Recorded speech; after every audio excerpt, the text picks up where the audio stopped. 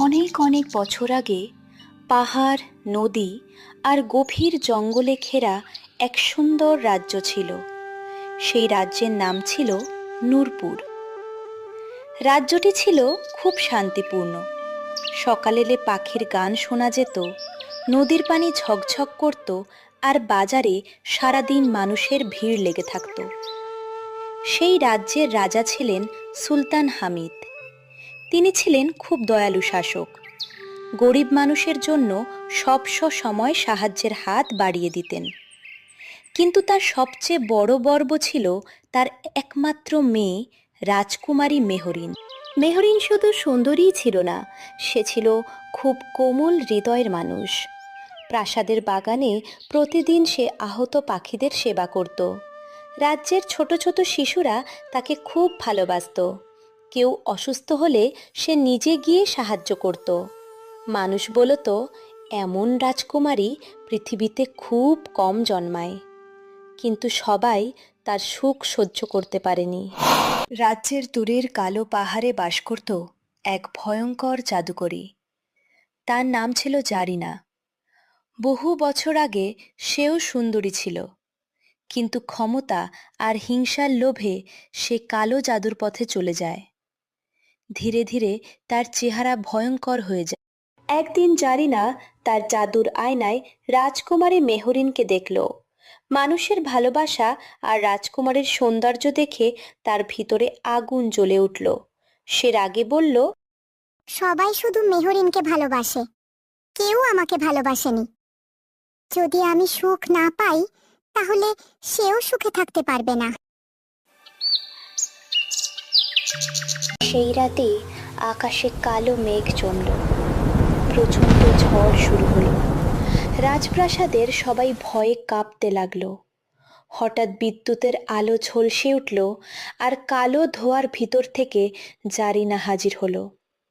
প্রাসাদের সৈন্যরা তলোয়ার নিয়ে এগিয়ে এলো, কিন্তু জারিনা হাত নাড়তেই সবাই মাটিতে পড়ে গেল। রাজা চিৎকার করে বললেন, তুমি কি চাও? জারিনা ভয়ঙ্কর হাসি দিয়ে বলল, আমি তোমাদের সবচেয়ে মূল্যবান জিনিস নিতে এসেছি। সে রাজকুমারীর দিকে তাকিয়ে কালো জাদুর মন্ত্র পড়তে শুরু করল। মুহূর্তের মধ্যে পুরো ঘর কালো ধোঁয়ায় ভরে গেল। রাজকুমারী ভয়ে চিৎকার করল। তারপর হঠাৎ তার শরীর সোনালি আলোতে জ্বলতে শুরু করল। কিছু সেকেন্ডের মধ্যেই রাজকুমারী একটি অপূর্ব সুন্দর সোনালি পাখিতে পরিণত হল। পাখিটির ডানা ছিল সোনার মতো ঝলমলে। রানী কান্না করে মাটিতে বসে পড়লেন। রাজা হতভম্ব হয়ে গেলেন। জারিনা বলল, আজ থেকে সে আর মানুষ নয়, সে আকাশে ঘুরে বেড়াবে এক অভিশপ্ত পাখি হয়ে। রাজা কাঁদতে কাঁদতে বললেন, এই অভিশাপ কিভাবে ভাঙবে? জারিনা চোখ বন্ধ করে বলল, শুধু একজন সত্যিকারের দয়ালু ও সাহসী মানুষ অভিশাপ ভাঙতে পারবে। কিন্তু সে যদি ব্যর্থ হয়, তবে সেও পাথর হয়ে যাবে। এরপর জারিনা অন্ধকারে মিলিয়ে গেল। সেই দিন থেকে প্রতি রাতে সোনালি পাখিটি প্রাসাদের চারপাশে উড়ে বেড়াতো। কখনো প্রাসাদের ছাদে বসতো, কখনো জানলার পাশে এসে কাঁদতো। রাজামা দূর থেকে তাকিয়ে শুধু চোখের পানি ফেলতেন। বছরের পর বছর কেটে গেল। অনেক রাজপুত্র এলো, কেউ শক্তিশালী যোদ্ধা, কেউ জাদুকর, কেউ ধনী রাজা। কিন্তু কেউ অভিশাপ ভাঙতে পারল না। কারো সাহস ছিল না কালো পাহাড়ে যাওয়ার, আবার কেউ গিয়েও আর ফিরে আসেনি। ধীরে ধীরে মানুষ আশা হারিয়ে ফেলল। রাজ্যের এক ছোট্ট গ্রামের পাশে বাস করত এক গরিব ছেলে। তার নাম ছিল আরিয়ান। সে ছোট্ট একটি কুঁড়ে ঘরে তার বৃদ্ধ মায়ের সাথে থাকত। দিনে সে জঙ্গলে কাঠ কাটত আর বাজারে বিক্রি করত। টাকা কম থাকলেও তার মন ছিল অনেক বড়। কোনো আহত পশু দেখলে সে সাহায্য করত। গ্রামের বৃদ্ধ মানুষদেরও সাহায্য করত। একদিন সন্ধ্যায় আরিয়ান জঙ্গলে কাঠ কাটছিল। হঠাৎ সে গাছের নিচে অদ্ভুত আলো দেখতে পেল। সে কাছে গিয়ে অবাক হয়ে গেল। একটি সোনালি পাখি মাটিতে পড়ে আছে। তার ডানায় কাঁটা ঢুকে রক্ত বের হচ্ছে। পাখিটির চোখে ভয়ের ছাপ ছিল। আরিয়ান ধীরে ধীরে বলল, ভয় পেও না, আমি তোমাকে আঘাত করব না। সে নিজের কাপড় ছিঁড়ে পাখিটির ডানা বেঁধে দিল, তারপর হাতে করে পানি খাওয়ালো। অদ্ভুতভাবে পাখিটির চোখে পানি চলে এলো। মনে হচ্ছিল সে মানুষের মতো সব বুঝতে পারছে। কিছুক্ষণ পরে পাখিটি ধীরে ধীরে উড়ে গেল। সেই রাতে আরিয়ান অদ্ভুত স্বপ্ন দেখল। সে দেখল কালো পাহাড়ের ওপরে একটি নীল আলো জ্বলছে, আর একটি মেয়ের কণ্ঠস্বর বলছে, আমাকে বাঁচাও। হঠাৎ ঘুম ভেঙে গেল। পরদিন ভোরে সে সিদ্ধান্ত নিল, সে সত্যটা জানবে। গ্রামের বৃদ্ধরা তাকে থামানোর চেষ্টা করল। এক বৃদ্ধ বলল, কালো পাহাড়ে গেলে কেউ ফিরে আসে না। কিন্তু আরিয়ান থামল না। সে ছোট্ট একটি ব্যাগে খাবার আর পানি নিয়ে রওনা দিল। অনেক পথ হাঁটার পরে সে পৌঁছালে কালো পাহাড়ের কাছে। জায়গাটা ছিল ভয়ঙ্কর। চারদিকে শুকনো গাছ, কুয়াশা আর অদ্ভুত শব্দ। মনে হচ্ছিল পাহাড়টাই জীবন্ত।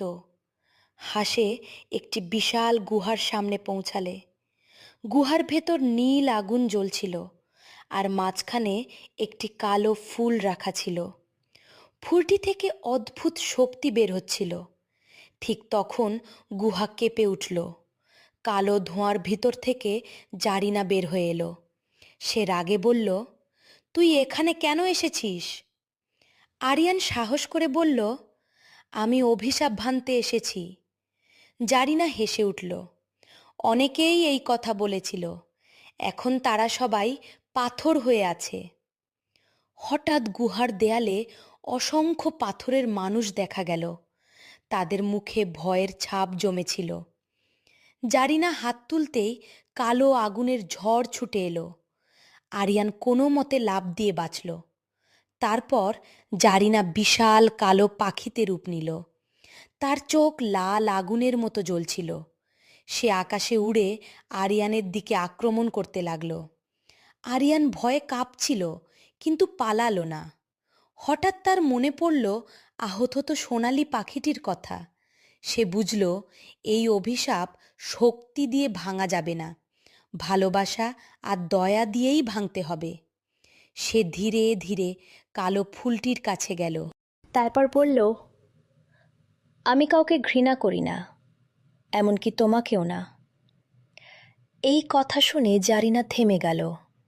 তার চোখ কাঁপতে লাগল, কারণ জীবনে প্রথমবার কেউ তাকে ঘৃণা না করে দয়া দেখিয়েছে। হঠাৎ কালো ফুলটি সোনালি আলো ছড়াতে শুরু করল। পুরো গুহা কেঁপে উঠল। জারিনার কালো শক্তি দুর্বল হয়ে যেতে লাগল। ঠিক তখন আকাশের উপর থেকে সেই সোনালি পাখিটি উড়ে এলো। পাখিটির শরীর আলোয় জ্বলতে লাগল। তারপর মুহূর্তের মধ্যে পাখিটি মানুষের রূপ নিতে শুরু করল। সবার সামনে আবার রাজকুমারী মেহরিন ফিরে এলো। তার চোখে আনন্দের পানি। পুরো পাহাড় সোনালি আলোয় ভরে গেল। গুহার ভিতরের পাথরের মানুষগুলোও আবার জীবিত হয়ে উঠল। সবাই অবাক হয়ে চারদিকে তাকাতে লাগলো। রাজকুমারী ধীরে ধীরে আরিয়ানের সামনে এসে দাঁড়ালো। সে কাপা গলায় বলল, তুমি শুধু আমাকে নয়, শত শত মানুষকে মুক্ত করেছ। জারিনা দুর্বল হয়ে মাটিতে বসে পড়ল। তার চোখে পানি। সে ধীরে বলল, আমি শুধু ভালোবাসা চেয়েছিলাম, কিন্তু ভুল পথে খুঁজেছি। রাজকুমারী তার দিকে তাকিয়ে বলল, অন্ধকারকে অন্ধকার দিয়ে হারানো যায় না। জারিনা কান্না করে নিজের ভুল স্বীকার করল। তার কালো শক্তি ধীরে ধীরে হারিয়ে গেল।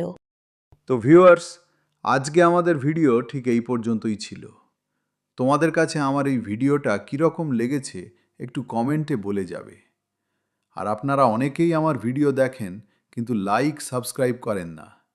আপনাদের উদ্দেশ্যে বলি, আমাদের এই ভিডিওটা বানাতে অনেক সময় লাগে।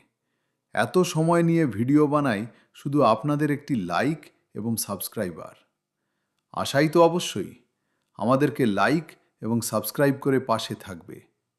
তোর দেখা হচ্ছে পরের কোনো নতুন ভিডিওতে। ততক্ষণের জন্য গুড বাই।